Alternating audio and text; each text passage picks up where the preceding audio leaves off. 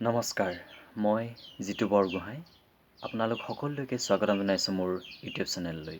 মই এটা নতুনকৈ ইউটিউব চেনেল খুলিছোঁ আৰু মোৰ এই ইউটিউব চেনেলত বিভিন্ন ধৰণৰ কথা-বাৰ্তা আলোচনা হ'ব, বিভিন্ন বিষয়ৰ ওপৰত আলোচনা হ'ব আৰু কিছুমান মই জনা কথা কিছুমান আপোনালোকৰ আগত মই আলোচনা কৰিম। গতিকে আপোনালোকে যাতে মোৰ এই ইউটিউব চেনেলটো চাই আৰু সকলোৱে যাতে আদৰি লয়। মই বিভিন্ন বিষয়ত আলোচনা কৰোঁতে হয়তো ক'ৰবাত ভুল হ'ব পাৰে, ভুল হোৱাটো স্বাভাৱিক কথা। গতিকে বিভিন্ন ধৰণৰ কূট মন্তব্য বা নেতিবাচকভাৱে সমালোচনা নকৰি গঠনমূলক পৰামৰ্শ আৰু দিব বুলি মই আশা ৰাখিছোঁ। আৰু মই আজিৰ ভিডিঅ'টো আৰম্ভ কৰিব বিচাৰিছোঁ। আহক আজিৰ ভিডিঅ'টো আৰম্ভ কৰোঁ। আজিৰ ভিডিঅ'টোত মই এটা অতি গুৰুত্বপূৰ্ণ বিষয় ৰাখিছোঁ আৰু সেই বিষয়টো হৈছে অসম চুক্তিৰ ৬ নং দফা কাৰ্যকৰীকৰণ হ'লে অসমীয়া খিলঞ্জীয়া ভূমিপুত্ৰৰ কি লাভ হ'ব? আমি জানো যে অসমীয়া জাতিয়ে অস্তিত্ব ৰক্ষাৰ কাৰণে ৬ বছৰ সংগ্ৰাম কৰিলে, ৬ বছৰ আন্দোলন কৰিলে। সেই আন্দোলনৰ ফচল অসম চুক্তি।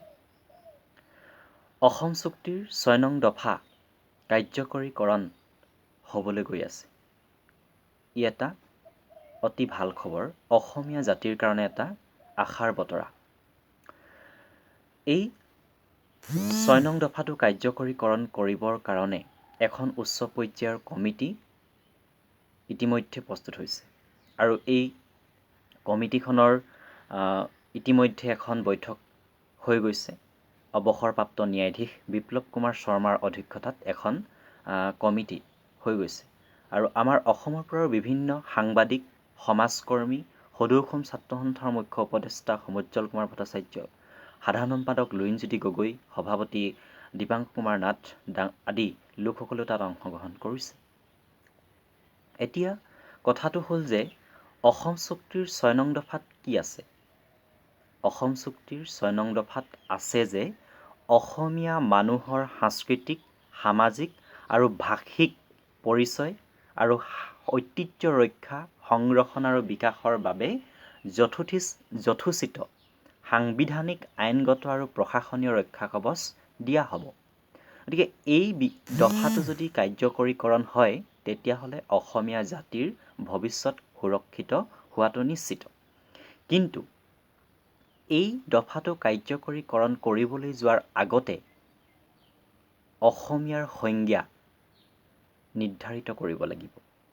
আটাইতকৈ দুৰ্ভাগ্যজনক বিষয় যে আজিলৈকে কিন্তু অসমীয়াৰ সংজ্ঞা নিৰ্ধাৰণ নহ'ল। ই এটা অতি দুৰ্ভাগ্যজনক বিষয়। অসমীয়া কোনসকল? আমি কোনসকলক অসমীয়া বুলি ধৰিম?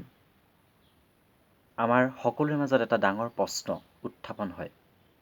২০১৫ চনত সেই সময়ৰ বিধানসভাৰ অধ্যক্ষ প্ৰণৱ কুমাৰ গগৈ ডাঙৰীয়াই অসমীয়াৰ সংজ্ঞা সম্পৰ্কত এখন প্ৰতিবেদন প্ৰস্তুত কৰি উলিয়াইছিল। কিন্তু সেই প্ৰতিবেদনখনক সেই সময়ৰ অসম চৰকাৰে, তৰুণ গগৈ নেতৃত্বাধীন চৰকাৰখনে কিন্তু প্ৰতিবেদন দাখিল কৰিবলৈ বা সেইখন গ্ৰহণ কৰিবলৈ অস্বীকাৰ কৰিছিল। সেই প্ৰতিবেদনখন আচলতে আছিল কি?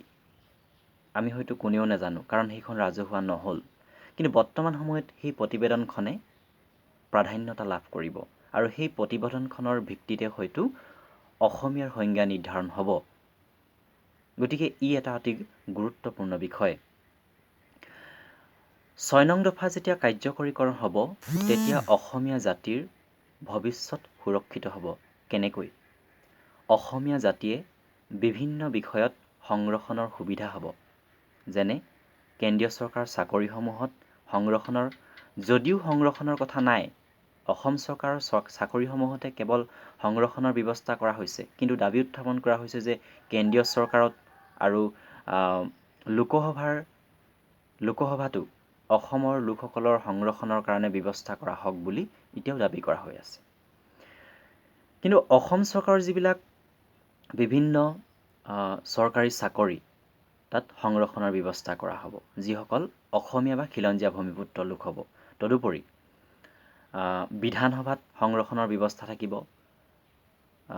যিবিলাক নগৰপালিকা, নিকায় আদিবিলাকতো সংৰক্ষণৰ ব্যৱস্থা থাকিব। গতিকে অসমীয়া জাতি আৰু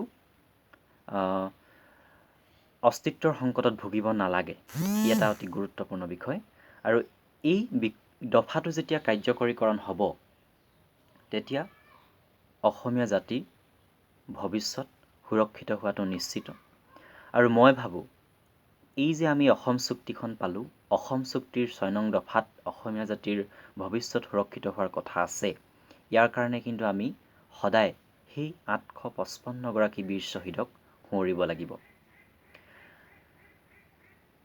আৰু যিসকলে অশেষ ত্যাগ স্বীকাৰ কৰি আমাক সেই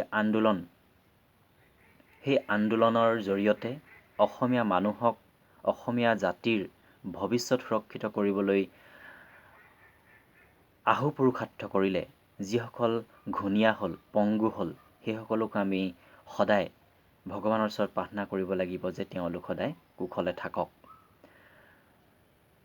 আশা কৰিম এই অসম চুক্তিৰ ৬ নং দফাটো কাৰ্যকৰীকৰণ হ'ব আৰু অসমীয়া জাতিয়ে যাতে আৰু অস্তিত্ব ৰক্ষাৰ কাৰণে যাতে আকৌ আন্দোলন কৰিব নালাগে। গতিকে কথাখিনি যদি ভাল লাগিল, আপোনালোকে লাইক কৰিব, শ্বেয়াৰ কৰিব আৰু মোৰ ইউটিউব চেনেলটো ছাবস্ক্ৰাইব কৰি দিব। লগতে কাষতে থকা বেল আইকনটো ক্লিক কৰি দিব, যাতে পুনৰ মোৰ ভিডিঅ'বোৰ অতি শীঘ্ৰে পায়। ধন্যবাদ। জয় আই অসম।